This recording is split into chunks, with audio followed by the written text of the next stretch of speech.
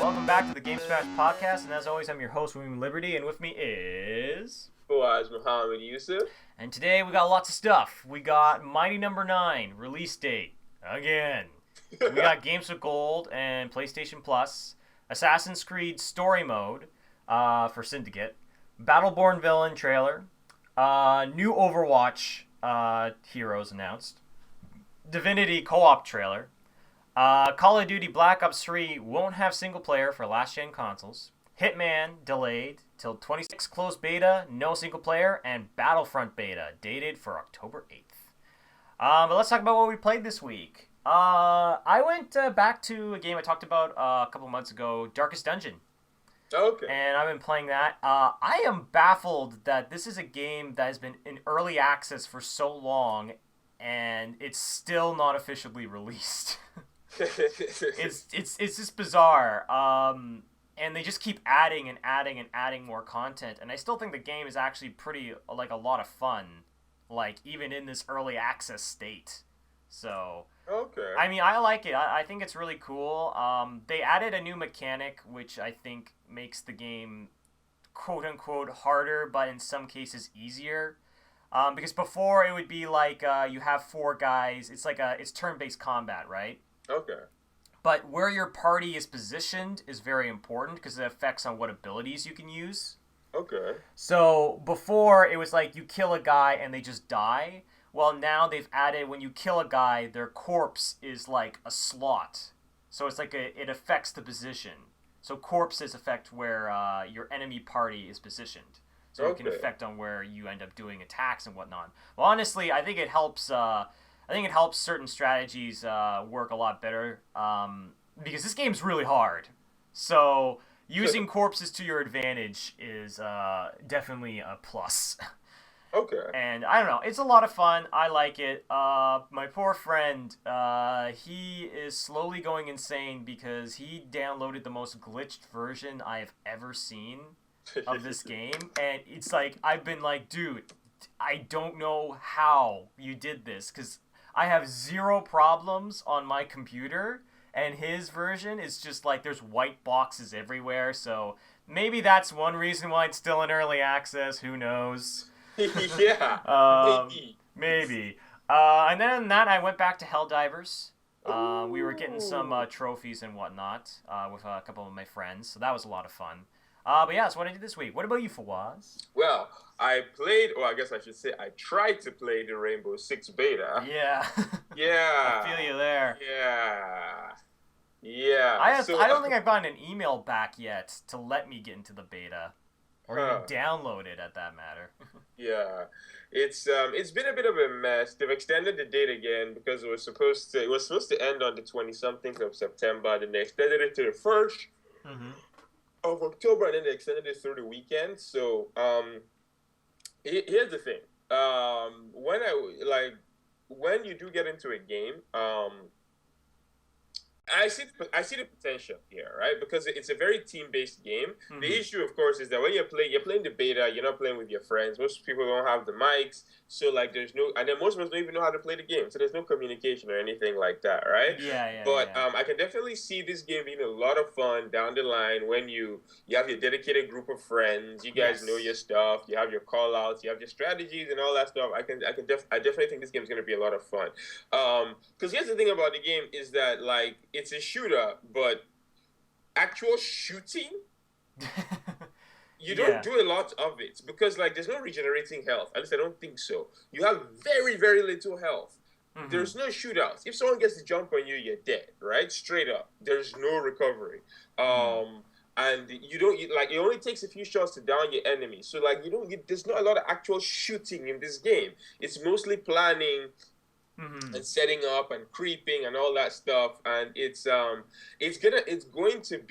have its own group of dedicated. This is not going to be a very popular video game. Like, and I hope Ubisoft realizes that when they greenlit this game, because this game is not going to, it's not for everyone. It's a very specific audience. It's going to have its very specific dedicated audience, but it's not for everybody. And I played a little bit of Terrorist Hunt because there's friendly fire in the game too, well, right? Of course. I got into the game, and then one of my teammates was a prick, so he started killing all of us, and I was like, "You have got to be kidding me!" Because it took me like 20 minutes to get into a game. I get into a game with a prick. Like I was like, "Come on, seriously?" But so I had a lot of fun with the beta, but I'm not going to write the game off. I still see the potential here. Me and my friends, we're definitely thinking of picking this up as soon as we can because, we had a lot of fun with the co-op mechanics and Helldivers and whatnot, and talking over the mic, it makes a game so much better. Yeah, this is true. Oh, and I mean, there's no single player in the game, but terrorist hunt mode is gonna be in it. So that's not too bad. Because a lot of people were upset that there's no single player. I don't feel like there was. I don't see a point for the single player. If there's as long as there's an offline mode where I can practice. And understand the different operatives, because there's a bunch of different operatives too. Yeah. And each operative has a number of different options that they have, for loadouts. So there's a lot of stuff to practice here, and practicing online is difficult. Like in the middle of the match, I was trying to figure out what my controls were. Yeah, that's just not healthy. So as long as it's an offline mode where you can practice, I really don't see what the problem is. My only issue is that this game is $79 in Canada. Yeah. If you're not going to have a single-player mode, at least reflect it in the price. Yeah, cut us some slack. Exactly. God. Especially since I'm afraid that this game is going to have, DLC maps and stuff like that. I don't know. Could be. They said there's going to be DLC maps. I think, don't quote me on this one, but I think they said the maps were going to be free. Yeah, well, I guess that's good. Well, we'll see, for sure. But yeah, I mean, honestly, when people said, "Oh, there's no single player," I'm like, well, yep, all DLC maps will be free. Sorry for cutting you off. Oh, okay, no, that's good to hear. When people were shouting, "Oh no single player," I'm like, well, what did you expect? I mean, I knew this game was not gonna have single player from the moment they did the gameplay trailer. I just knew. It seemed they were selling it on the multiplayer. They weren't selling it on the single player.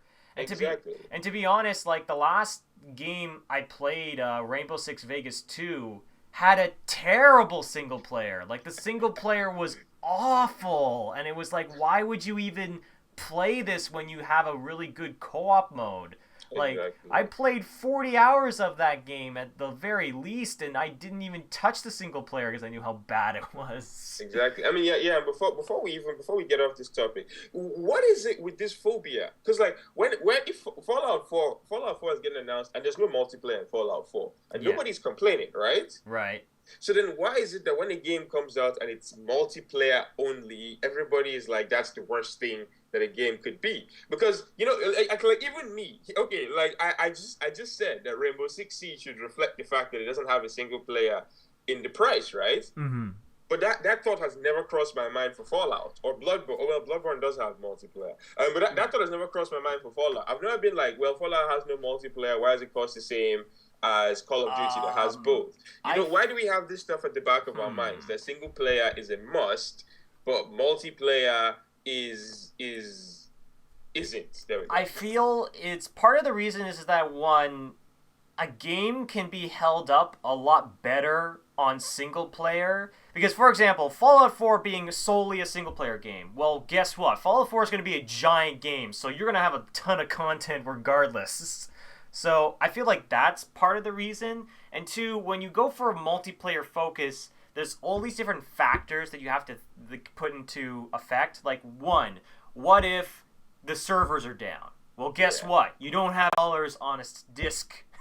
So there's that. Two, there's just you buy the game and it's you're trying to join games, your friends aren't online, you keep on getting teamed up with assholes, so you get the worst of the online experience. And that's why some people really like having single player, because they just I just want to play by myself and not have to worry about Troll 69 3000 killing my I feel like that's part of the reason, but I feel if we can get a system where multiplayer games start to get a little less trollish and a little more, stable as far as, connection and stuff like that, I think this won't become a problem. But I do see why people go, oh god, no single player, well this sucks. But for Rainbow Six, it kind of baffles me because the single player was never good in Rainbow Six. But moving on, but did you play anything else this week? No. Ah, okay. So our next on our list, my number 9, release date. Again. Woo. Yeah. So now the release date is February 9th, I believe. So it's February 9th in the Americas. And 12th for everyone. 12th across the world. So it's dropping on the same day as Battleborn, a game that we'll get to later on in this podcast. Yeah. I don't, hopefully this is the last we hear of Mighty Number 9 until the release date. That's a weird kind of I don't want to hear any more about it to be released. Yeah, because it's just every single time we hear about it in the news, it's bad news, right? So hopefully they just get this game out and the game is good because yeah, man, shit's. I really want Concept to get it right, because I feel like there's potential in that studio, but things haven't gone very well for them so far. I mean, most of it has been self-inflicted, if we're being completely honest.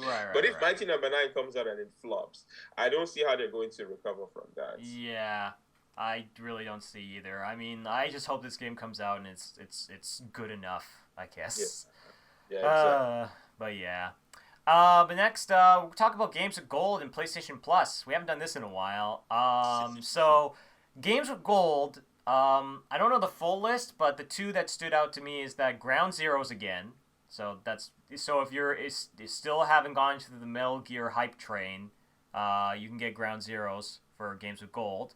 And Walking Dead, the season 1, and that's all 5 episodes of season 1. In one complete package. Yeah, and Valiant Heart. One thing of note, Ground Zeroes is for the 360. Oh, specifically. Okay. Yeah. Yeah, Walking Dead is for both. Ground Zeroes is for the 360, and Valiant Hearts is for the Xbox One. Yeah. Okay, that's interesting. Yeah, pretty shitty month. Yeah, well, it's shitty months for both. Well, for both. Okay, well, here's the thing. Here's the PlayStation Plus list. We got Super Meat Boy and Broken Age, and then we got a bunch of other games that I don't care about. They're literally, I've never heard of these games at all. So, and we were talking about this, what happened to Vote with PlayStation, or that vote thing? Yeah, they did it 1 month. I thought it was pretty successful that month. Yeah. And then they were like, well, that'll be the end of that. Yeah, it's just bizarre. Where did it go? I don't know. But yeah, after seeing the PlayStation Plus stuff, I genuinely considered canceling my PlayStation Plus subscription. Unfortunately, I've already paid for the full year, so yeah. It's not the most compelling list of games.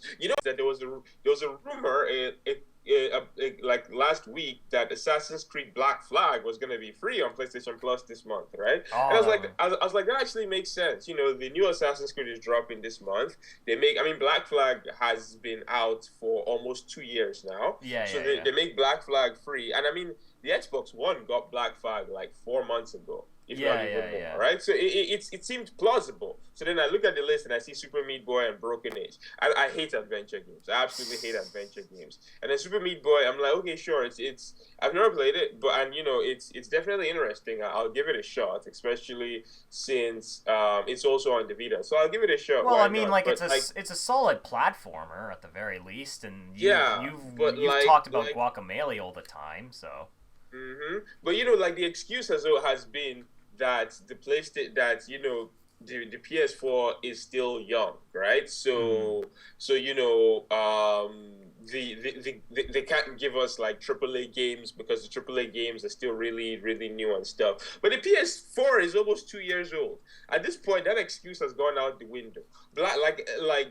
Killzone, Knack. Sure, Knack is shit, but at least if Knack was on the list, I'd be like, they're trying. So Killzone, Knack, Assassin's Creed, all these games could plausibly be released on Yeah, PlayStation Plus. Killzone especially, I feel would be a good one. Yeah, For sure. Infamous, all these games. I mean, sure, we had Infamous First Light like 8 months ago, Mm. but it's like, come on, guys, step it up. This is getting embarrassing. This is becoming a this is becoming a habit. Like if you look at the YouTube video for the PlayStation Plus, just look at the like bar, and it's. Come on, guys, this is ridiculous. This is ridiculous. When I they mean, released Ground Zeroes, like I was happy for that. yeah, they So released Ground Zeroes, and then they released Injustice, and they released just like one other big game that they've released. But other than those games, everything else has been indie. And hey, I rep the indies. I love indies, right? But like with the PS3, it was two. We had two AAA games and then a couple of indies every single month, at least two, yeah. right? And now it's we have two every 6 months. We have one every 6 months. It's bad. It's bad. I mean, for God's sake, games with gold is actually like it's debatable who had a better month now. When before it was hands down. Sony always had a better month with PlayStation Plus and games with gold. And we'd be laughing at games with gold because of how Yeah. embarrassing it was. But now it's sort of like we have a bunch of like now it's like the fight between six kind of really small indie games versus two bigger titles question mark. Exactly. Yeah, because it's like like Games with Gold. I feel like Games with Gold is the better this week because I really like Walking Dead season 1. I think it's great. Ground Zeroes I think is solid for that price, which is not $20-$40. So I feel like Games with Gold got the better month. But yeah, I know it's not great. Hopefully things will begin to improve. Like they have to improve by 2016. Like it just has to. Like it just needs to get better. But we're gonna be talking about 26. Let's keep moving on. Assassin's Creed Syndicate story mode trailer. Pretty good. I actually really like the trailer. Yeah, same here. It was Yeah. actually really cool. Yeah, they focus on the brother and sister. I forget what they're called, but the two British Yeah. brothers and sisters, and you're gonna be going around and I mean, we kind of got an idea of this in one of the gameplay trailers. But you're going around and you're taking over the gangs. You're trying to bring down this big gang by taking out their lieutenants one by one, and overall, yeah, it just seemed really cool. I still, I've never bought an Assassin's Creed before, and I don't plan on starting with Syndicate. But overall, it looks like Ubisoft's trend of every other Assassin's Creed being good, Yeah. is going to continue with Syndicate. Because overall, man, the game looks really good. It looks like, I mean, it's definitely an improvement over Unity. Yeah.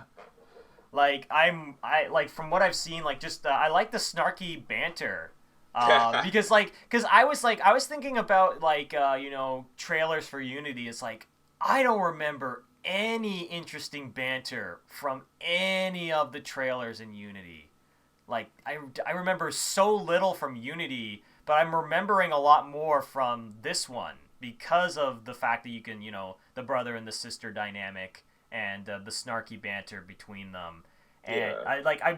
it's overall I feel like they realized how badly they fucked up with Unity, and it's like, all right, we need to make this one better. We really need to make this one better before we lose our audience. Yeah, So yeah, which is good. yeah. Because like Unity, because no, like even last year when they released Unity, they and the launch was so terrible. They had a little apology program where you could download some free Ubisoft games, like solid games, Far Cry, The Crew, and some other Ubisoft games. So actual full priced actual $60 games. So like right out the gate, they knew that they really messed up with Unity. And I don't like Ubisoft. I don't like a lot of their business practices, but I give them credit. I give them credit because it looks like they're actually learning from their Yeah, mistakes. you know. We'll see when this game launches, Yeah, see how yeah, smooth yeah, it yeah. runs and stuff like Absolutely. that. Like it could be like a terrible launch if we're unlucky, but it's. I always find it's like two steps forward, two steps back with Ubisoft. I find, but I don't know. I think this one's going to be very interesting. So keep your eyes open. For sure, for sure. But next on our list, Battleborn villain trailer. Ooh. Meh. I mean, I guess I just looked at him and I was like, all right, you are just a weird goober, I guess, but handsome Jackler and way better in so many ways. So, but then again, this is the kind of game that doesn't need a handsome Jack. So, what I guess I'm biased. I mean, Uh, it's too early to tell. We didn't know how cool Handsome Jack was going to be until we actually played Borderlands 2. that is true. That is true. Yeah, so it is too early to tell, but yeah, I mean the trailer was okay. You like the thing that always worries me with Gearbox is that they sometimes they try too hard to be funny. Yeah. Oh no, I can tell. I can tell. Yeah, and some parts of the trailer it just seemed like they were trying too hard. But overall, it looks okay. But I mean, the trailer was cool, but it's like I don't understand what the point of the trailer was. It's like we still don't know half of the roster. Oh, although I, although they did show new characters in the background of that trailer. yeah, this is true. They showed one new character, I think. No, I Yeah, think I saw two. There was a guy in a leather coat with dual guns, yeah. and then there was another one who was like a lady with like a cyber arm, and she was like flipping the camera off or something like No, that. no, they revealed her at Gamescom. Really? Oh, Yeah, okay. but they did such a shitty job revealing her at Gamescom that you didn't even realize. Yep. Yep. Which is what I've been complaining about with this game on like every podcast that we talk about it. But yeah, they showed the new guy with the trench coat. I mean, they've shown him in the background of a bunch of trailers now. Hmm. But yeah, we got a better look at him in this trailer. I just wish I just wish they would be more organized with their character reveals. Like a game that we're like About the to game we're gonna talk about next. next, which is Overwatch. Yay! So we actually got two new Overwatch characters, Roadhog and Junkrat, and they Yeah, look awesome. they look really really cool. I mean, they're I like how comedic they are because like some villains can get a little too dark and stuff like that. I mean, Yeah. even Overwatch, I think a bunch of the villains that have been shown in Overwatch have been, your dark and brooding types. But these two, they're more comedic and more lighthearted, and they Hmm. just look really cool, really fun. I liked the trailer. It Hmm. was a lot of fun. It was edited really well, but it's Blizzard. It's what they do, That's what they do. right? Yeah. They also did an overview of the character's abilities and Roadhog.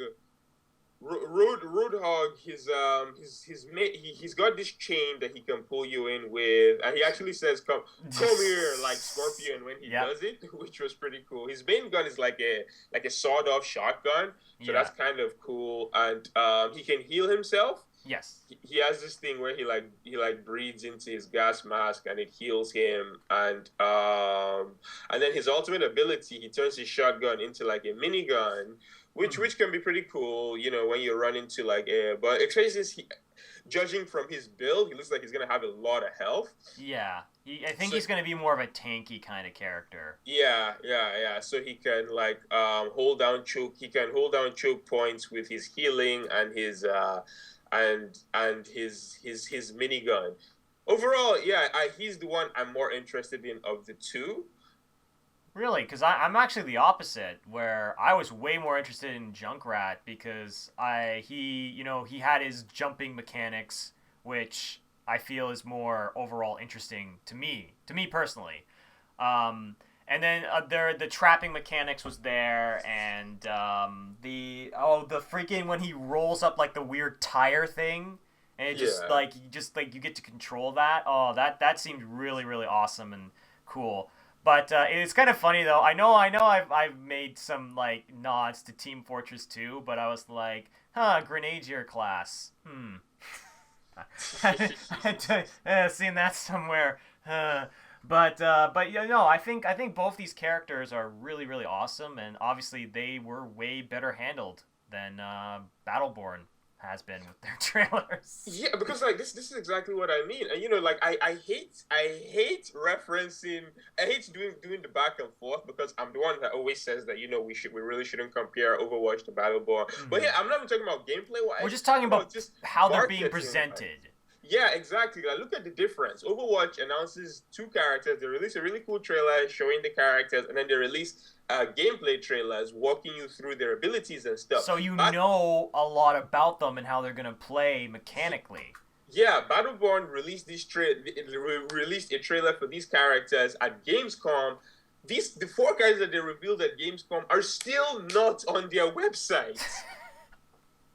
Like, they're still not on their website. They didn't release any like gameplay walkthroughs for the characters. Nothing. It's so frustrating. And honestly, like for me, the moment Blizzard announced that Overwatch is coming to consoles, I'm just going to stop bothering with Battleborn, seriously, because it's like I feel like I'm working hard to I feel like I'm working hard to promote this game for these guys. Seriously, it's really really frustrating and irritating. Yeah, man, I just checked the website, and the dudes, the Gamescom characters are still not on their Yep, website. yep. That makes sense. Yep. Oh God. Well, we'll see how these two games go. I will admit, Battleborn getting out, like, because we know Overwatch is gonna be a while. It's gonna be a Yeah. while. So, but yeah, we'll see. We'll see how it goes. Uh-huh. Divinity co-op trailer. God, I want this game now. Ugh. But So they showed off a new trailer. It showed off a lot of co-op mechanics. Split screen that splits naturally into split screen. It's yeah. funny because it made me think about how like infuriating Fable 2's co-op was, that Uh-uh. the screen wasn't split. So Yeah. you were fighting with one fixed angle, and I had a situation when I played that game where I got lost and I just couldn't find my character. Yeah, Uh, so this you actually get your own screen. mhm. One thing of note, because I actually looked up, I wasn't sure how the single player worked, how the multiplayer worked, right? If it Right. was like Fable, or if it was like Borderlands. Right. So how it works is that when you are building, when you're starting your game, you build two characters, because like at all times you control, like even when you're playing single player, you control two characters at all times, right? Yes. At least. So Right. you create two of your characters. You create your main character, that's the character that you're going to be creating, and you create a secondary character. So Right. whenever your friend enters your game, they control the secondary character. Mm-hmm. Right. Then apparently, like down the line, your party grows to four, and you can control all four characters if you're playing single player, or you can control two, or each of you can control two if you're playing multiplayer. So yeah, that's just a basic idea of how it's gonna work. I was hoping you could like enter your friend's game with your own character, Right. but I can definitely see how that would have caused a lot of problems. Yeah. So this makes more sense, and definitely looking forward to trying this out. Yeah, like it's funny because me and my friend, we talked about how this generation got so screwed for couch co-op, like Yeah. just absolutely screwed. So it's really refreshing to see a game that seems to not only implement it, but implement it really really well. Um, and yeah, I mean, like I've been wanting to get into this game for a while, and like also something that's interesting. This is a trailer for the enhanced edition, so this is like a special edition of the game that's coming to the PS4 and Xbox One, right? Yeah. Um, I find this is a really big factor. Voice acting in your game is very important. And the fact that people were saying, yeah, Divinity's really good. Is there voice acting? No. And I'm like, like, even if it's just really minor, I feel like it makes a difference in selling me on the world and the atmosphere and whatnot. So I'm really glad that this edition has voice acting. Just Yeah. something I wanted to point out. And one other thing is that remember how a couple of weeks ago there was a leak that the game was going to release on like the 24th of October, and I was like, yeah, that seems pretty reasonable. That seems like a reasonable release window. And yeah, at the end of this trailer, it says game coming in October. Yeah. It does. They haven't given us a date yet, but I'd be very surprised if it wasn't that date. I thought it was like the 24th or something like that. I'm checking that right now. Enhanced. No, not Ethernet cable. Enhanced edition release date. I can find it. I swear it's like October like 24th or something like that. But you know, whatever. Yeah, it hasn't been the release date hasn't been confirmed yet, but yeah, it's like the 20 something. Like the rumor was the 20 something of October, and at the time we didn't even know what month it was coming out. So that the co-op trailer confirmed that at the very least the game is coming out in October. Yeah. So keep your eyes open. I'm really excited. Yeah. So I'm definitely keeping my eyes on this for sure. Next, interesting enough, Call of Duty Black Ops was confirmed. Call of Duty Black Ops 3 was confirmed to not have single player for last gen consoles, and this got me kind of thinking that it seems of late, it seems like the last generation of consoles is starting to get the shaft where, like, we talked about a couple weeks ago, the Mortal Kombat. Yeah, the Mortal Kombat port that just doesn't exist anymore. And now, like, there's single player for the older generation ports. I just find that really interesting. But what do you think about that? Well, I mean, it's about time. This generation has been around for 2 years now. Like developers can't be splitting their time between the PS4 and the PS3 or the Xbox One and the Xbox 360 anymore. It's just more efficient now. You know, the install bases have grown. So yeah, it's about time. You know, it's a little sad to see the last generation go, but it's. Yeah, I mean, it's definitely time. It's necessary. Like, we can't evolve if we keep holding on to the past. Like, yeah. Apparently, Sony is about to discontinue the the PS3. Actually, there was I mean, it's not official confirmation, but PlayStation New Zealand have stopped shipping PlayStation 3s to console retailers. Yeah, like, this is very interesting, but in some ways, yeah, it starts to kind of make sense. Yeah, I mean, Sony said the PlayStation 3 was going to have they said a 10-year life cycle for all their consoles. The PlayStation 3 came out in 2006, so it's time.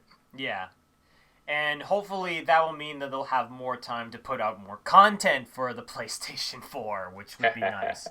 That being said, you know, I'm happy that at the very least I've got Bloodborne, and you know, Metal Gear Solid is awesome.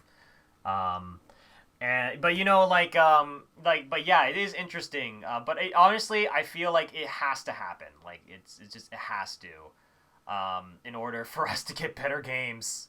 Yeah, for sure. Yeah. And next on the list, breaking news, more delays till 2016. Hitman, the reboot, gets delayed to 2016. Yeah, I mean, this is one of those delays that doesn't surprise me too much. The game was announced at E3 for a December 2015 release date, and you know, at the time, I was like, okay, if they can pull it off, I'll be impressed. And then when they announced that the game wasn't going to ship complete, I was like, okay, there's a possibility that it's possible that it could make December. But when they delayed it, I was like, okay, I'm not too surprised. Yeah. So it's been delayed to March 11th, 2016, and they also gave us a quick rundown of what we can expect when we buy the game. So at launch, the game will include 6 campaign missions, 800 assassination targets, and weekly live events across the 3 locations: Paris, France, and Italy. Paris, France. There we go. Sapienza, Italy, and Marrakesh, Morocco. Jesus Christ, had a rough time with that for us. Okay, and then in the coming months they'll be releasing more playable areas. We'll get Thailand in April, USA in May, and Japan in June. Whenever they release a new playable area, there'll be new assassination targets, missions, obviously, and all that stuff. So there's gonna be an intro pack, right? For Right. the game at launch, which will be $35, and it won't have all the stuff, but it's to let people try the game out at a lower price, and then you can then upgrade for $30, so you're paying $5 extra. Right. But it's an interesting idea Hmm. for sure. So I mean, in general, I don't like fragmented launches like this, but because it's confusing for the consumer. But Yeah. overall, I saw one of the missions where you're supposed to assassinate some dude at a fashion gala, and it was a gigantic sandbox, right? Yeah. Yeah. Yeah. So like if they're like that, they can introduce multiple assassination targets in those giant sandboxes. That maybe these 6 campaign missions will stretch out a lot more. So Yeah. so I'm cautiously optimistic about this. I've never been able to get into a Hitman game. I played Hitman 2, but I was really young and really stupid back then, so I couldn't beat it. I couldn't beat the missions because I was like, oh my, I was coming from Doom, right? Right. Right. Right. And it's like, oh my god, I can't just walk in here and shoot everything. This game sucks. So now that I'm older and a little smarter, I'd like to try my hand at a Hitman game. So Yeah, I feel yeah, I've always been kind of piqued and interested in Hitman. I might actually give him more of a chance after playing surprisingly Metal Gear, because Metal Gear has a similar thing where it's like, here's your target, take out this target in this giant sandbox, and I actually really enjoyed that kind of gameplay. So yeah, I might actually give this a chance, but it all depends. It all depends on how it launches. But like I said, just more delays till 2016. Now we're getting like 0 games for the last. Do you feel like it's because is it just like the game scopes are high, or is this another situation where people are trying to avoid other games? I think it's because you think about a lot of games that have been delayed. Some of them were announced very recently. Yeah. Yeah, because you think about how many games coming into this year that were coming Mm-hmm. out this fall. Sorry, coming into 2015, how many games did we know that were coming out this year have been delayed? There's really not that many. Mm-hmm. Yeah, A I guess lot, that's true. a lot of games that were pushed to last year were announced this year. So I feel like it's just development cycles, because developers are still getting used to the new architecture, and they're excited when they announce the game, and they want to be like, hey, this game is coming out in like 3 weeks. And then you're like, wait a minute, that's not very realistic. So yeah, hold up on that, scratch that. This is actually coming out in about 3 months. Yeah, So yeah, yeah. it's cool because I mean, coming into this year, this fall, there was really no game that I really wanted to buy, and now there's Fallout 4 and crap, what's this game called? With Divinity. I already have more games that I want to buy this year than I did at the start of the year, so I don't mind the delays as much. Mm-hmm. Like, yeah, I mean, it's just funny because it's like I was just reminiscing about back in the day. Remember when it was like avoid Modern Warfare 2 like the plague? And I found that absolutely hilarious that there was like people were like any shooter that was remotely around the time that November was like, nope, fuck that. We're releasing in February. We're not trying to beat out freaking Modern Warfare 2. Yeah, that was pretty funny. But I mean, God. it makes sense from a business perspective, right? Because like there is, for example, the Crew, they have an expansion pack that's coming out in November, I think. If that Mhm. expansion pack had come out in the summer, I might have actually bought it because there just wasn't much to play in the summer. But it's Yeah. coming out in November. I would have probably bought Divinity already. Be considering buying Star Wars Battlefront. So like, Yeah. there's just not enough time or money to be Yeah. picking up something else like that. So yeah, sometimes you got to be smart about when you release your When you games. release. For sure, yeah. I guess just the last thing on the list. Well, we already kind of talked about Rainbow Six beta earlier in the podcast. So just the Battlefront beta is going to be dated for October 8th. And this is an interesting discussion that you wanted to talk about, where it's like demos are starting to, die off, and it's all about betas now. Yeah, because I was actually at my friend's place, and he was the one that got the idea in my head, because he was talking about how OXM isn't really an official Xbox magazine. They used to launch every month, and they'd have a CD that had a bunch of demos on it and stuff. And because magazines have kind of died, video game magazines have kind of died. So he was like, they don't really do that anymore with the demo thing. And then I started thinking, I'm like, who really does demos anymore? And I think part of the issue is that a lot of games are hard to sell as demos. Yeah, for sure. Because just using the past few games I've been playing as an example, Bloodborne would make a shitty demo. Same with The Witcher 3. Helldivers would be a pretty awesome demo. Yes. But yeah, most games don't. I mean, Fallout would make a shitty demo. Oh, Divinity Original Sin. I haven't even played the game, but just looking at it, I know a demo of that game would be shit. Granted, almost every game I've just listed is an RPG. Yeah.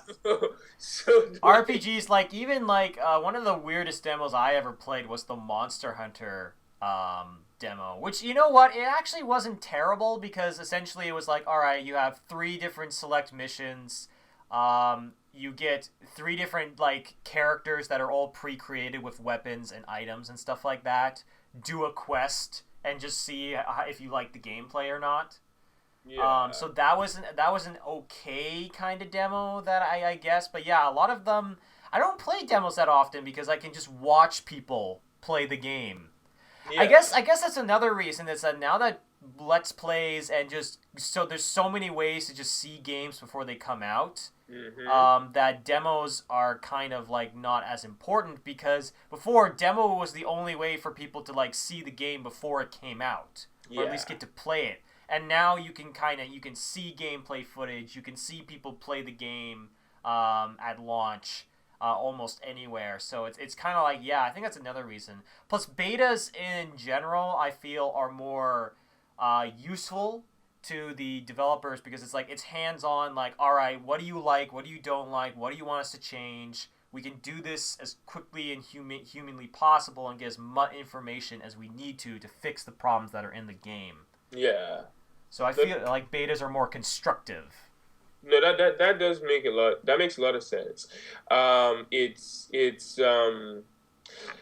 just a sign of the times. Demos is just not as important anymore, because, like I said, a lot of games don't make very good demos. And on top of that, the point that you made with Let's Plays, you can just go out and, sure, watching someone else play the game is not equivalent to playing the game. Yeah. But it gives you a very good idea of if you will like this game or not. It's just a sign of the times, unfortunately.